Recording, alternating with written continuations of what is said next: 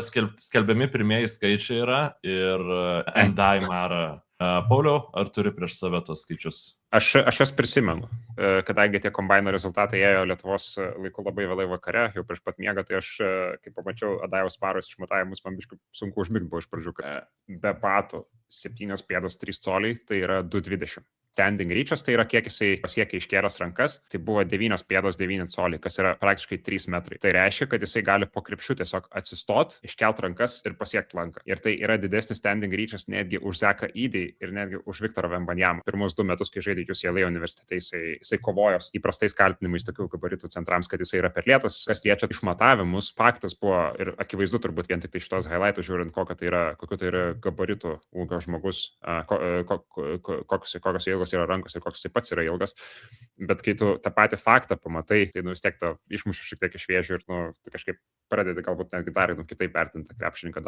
dar aukščiau įvertinti. Kadangi jis yra ispanas, tai nebent jūs po šito podcast'o nustosit visiškai domėtis krepšiniu. Tai jeigu taip nebus, Adajus Mara yra krepšininkas, kuris tikrai įvairiuose kontekstuose išgirsit labai dažnai. Tikėtina, kad jisai bus geriausias ispanų krepšininkas artimiausius 10 metų. Tikrai rekomenduoju kokią kompiliaciją įsijungti. Tai aišku, tas pats žaidimo pojūtis, tai ten, kai suporuoja jis tokiais gabaritais, tai čia top 5 lygio prospektas gal biržai.